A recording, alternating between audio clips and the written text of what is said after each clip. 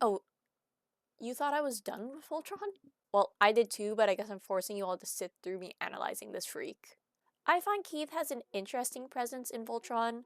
A lot of focus was put on him in the first little bit of the show. He was kind of left to rot in the Blade of Marmora by the writers in the middle chunk of the show for outside reasons, and then forced into a leadership role he didn't earn by the end of everything. Despite the show centering on a group protagonist, Keith still managed to get a good chunk of screen time due to the reveal that he's Galra, and also becomes the leader. He wasn't the protagonist in writing, but he was definitely one of the most important characters in the story. Until season 8, but we don't need to focus on that.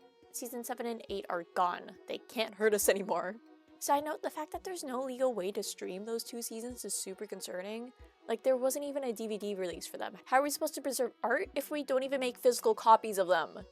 Keith is interesting more than just the fact that he's half Galra. He has an incredibly close connection to the Red Lion, he has a weird relationship with leadership, and genuinely cares for others despite being a quote-unquote lone wolf. There's just so much about him that I want to talk about and expand on, so I made this video. Also, I realized while writing this script, I haven't really introduced myself in any of my videos. So hi, hello, I'm Mika. I'm an artist and writer and enjoy taking part in fandom culture.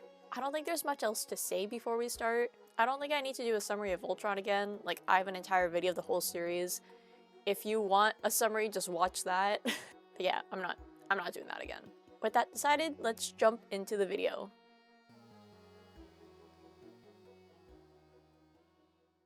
I feel like out of all the human paladins, Keith seems to have an incredibly strong bond with the lions that it's just never addressed.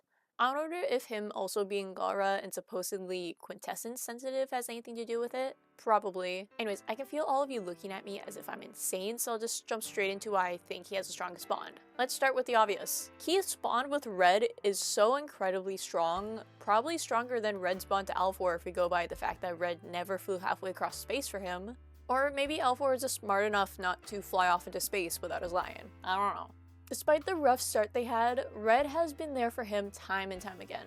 It's also made obvious that Keith worries for Red after the lion swap, taking how he backseat drives flies? Lands when he accidentally scrapes Red against the Galra ship. Granted, I think this is partially just because of how he is, since he backseat flies yellow while in his cockpit with Hunk, but him backseat flying with Red was obviously out of concern. I really wish he got to say goodbye to Red like Lance did with Blue, but it is what it is. Moving on from the obvious statement, let's move on to Keith's second lion, Black. I feel like I don't need to explain their bond either. Keith's hesitant to accept Black, but the lions see something in him. Like, Black saw potential that Keith hadn't grown into yet. He knew Keith had what it takes to be a reliable leader and gave him a final push to help accept this. Also, I really wish we could have seen Keith bond with the Black Lion a bit more though, since, you know, his brother was stuck in there. It could have been really cool to see Shiro try to reach out to Keith through his connection to the Black Lion, leaving Keith confused much like Lance was in canon. Maybe we could have watched as he slowly put the pieces together concerning Shiro's date, slowly realizing that the man they found in that Galra cruiser wasn't his brother but an imposter. For once, Keith doesn't trust Shiro, and his suspicion is only justified when he finds the cloning facility. God, there's just so much lost potential with the Black Lion, Shiro, and Keith.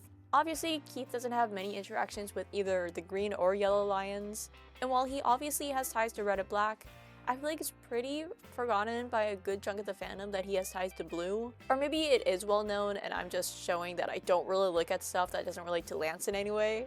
At the start of the show, Keith admits that he feels drawn to the case holding the Blue Lion. He can sense her presence. And while it's never explicitly stated why he could sense her, again, there's a chance this could just be his sensitivity to quintessence or Corellia taking him to see the Blue when he was just a baby. I like to think that maybe, just maybe, Blue considered Keith as a potential Blue Paladin. This is getting into headcanon territory, but I like to think there's a bit of a transition you can go through with the lions. It's been stated that Blue is the most flexible when it comes to choosing her paladins, but I feel like there's more to it. I like to think that Blue tries to see potential in her pilots, specifically their ability to lead. I know, this is already Red and Black's thing, but I just want you all to consider some sort of transition that comes with piloting the Blue, Red, and Black Lions. Blue's been piloted by Blates, Allura, and Lance, aka a literal leader of an entire planet, the Princess of Altea, and the future Red Paladin.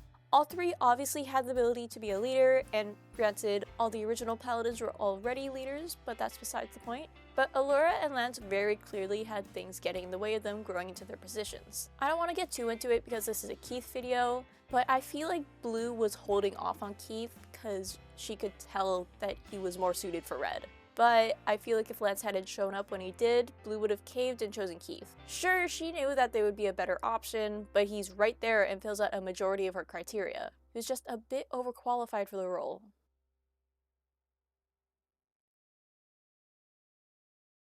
Keith was established to be the next leader of Voltron pretty early in the show. Right as season 2 hit, we are given a scene between him and Shiro where the latter proclaims that Keith needs to pilot the Black Lion if he were to ever disappear. Also, Keith just straight up pilots Black. While Keith tries to deny the situation will ever happen, he's proven wrong at the very end of the season when Shiro disappears, dies, and he has to step up and become the next Black Paladin. I know a lot of people didn't like that there was a line swap, but I personally thought it was a fun way to shake things up. Like, my favorite episode is Red Paladin, but that might just be me being biased because Lance has a pretty important role in that episode. We got to see Allura work with the team, Lance stepping away from his lover boy persona to take on a more serious role, and Keith was on track to learn how to listen and lead Voltron. Of course, this concept gets wasted when the writers shoved Keith out of the team and sent him away to work with the Blade of Marmora.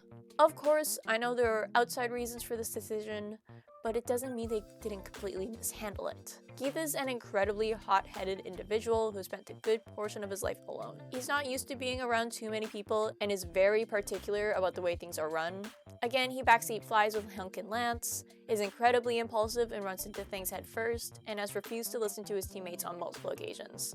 Not exactly what you'd expect from a leader, but that's what makes Black choosing him so interesting. We could have seen him grow out of these habits. We could have seen him grow into a capable leader. Maybe we could have seen him comparing his leading style to the way Colovan runs the Blade. Colovan is an incredibly stern character who's kind of stuck in his ways when it comes to being a Galran warrior, and I feel like he reflects how Keith leads Voltron. I don't know, they butt heads in the same way Keith butt heads with the Paladins, and I think it would have been great if he took his experience with Colovan, compared it to how he treats his team, and grows from it. Instead, Keith is stuck on a space whale and is aged up due to time dilation.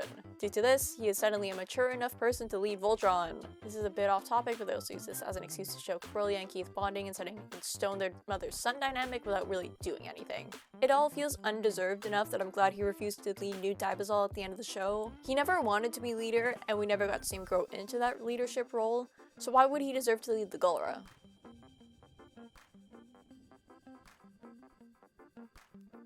Unlike Lance, I don't think him being a lone wolf, aka his main character trait, is a facade Keith puts up to seem like something he's not. It's him just simply finding it hard to open up to others and let people in since, you know, his mom left when he was young, his dad died, and everyone around Keith hated him until Shiro came around. He's been isolated for a good chunk of his life, and those he does let in seem to keep leaving. He's a lone wolf, but it's not because he wants to be alone. He's a lone wolf because it's basically all he's ever known. It's a defense mechanism. Keith seems to have been bullied for a good chunk of his life, and the adults around him, other than Shiro, have done next to nothing to help him out. Shiro and supposedly Adam were probably the only two people who he's been able to let his walls down around after his dad died, and the former disappeared on him a few years later, and then dies basically right after he finds him a year later.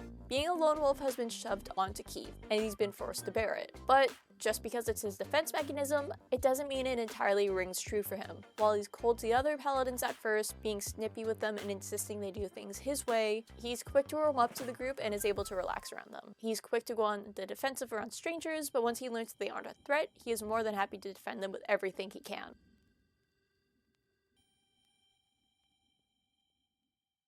Going off the last section, Keith always has this constant need to save people. Every time they're given the choice to flee or stay, Keith will always be adamant on staying and protecting those in danger. He is very vocal about not wanting to be out in space during the pilot, but his tune is quick to change the second he learns people will be in danger if they don't stay and fight. He's thrown himself at Zarkon in a desperate attempt to end the war. He's attempted to sacrifice himself only to be stopped by Lotor. He just saves people who are going to hurt him mere moments before, time and time again. Like, he's the one who suggested getting Lotor out of the contestants field, not Allura. Keith has also been the only character to outright kill not one, but two characters on screen, and both times are him defending somebody else. I just find it so interesting that this character who is so incredibly hated by his peers back on Earth has enough room in his heart to never back down from a fight. that he'll stop at nothing to protect as many people as he can.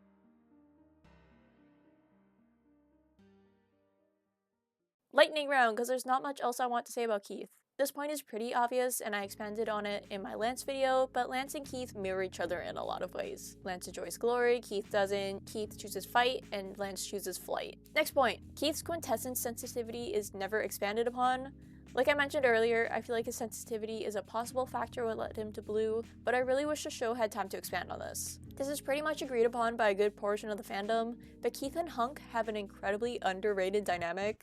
We get snippets of it in season 2 and a brief glimpse of it in season 7, but that's about it. And last but not least, Keith and Crowley's dynamic didn't feel as genuine as it should have. The scenes we got were pretty good, but I wish there had been more. Keith and Cosmo's bond is pretty perfect though. I love that Keith was waiting for his wolf to tell him his name.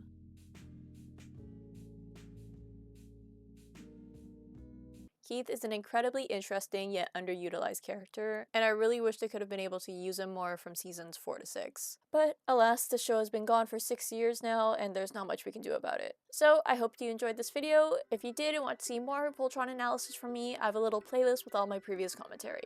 If you liked the video, please consider liking and subscribing. I make art and commentary videos, and your support would mean the world to me. Do you have thoughts on Keith? If you do, please feel free to comment them down below. My Etsy shop and social media is linked down in the description below if either of those things interest you. Again, thank you so much for watching, and I'll see you later. Bye!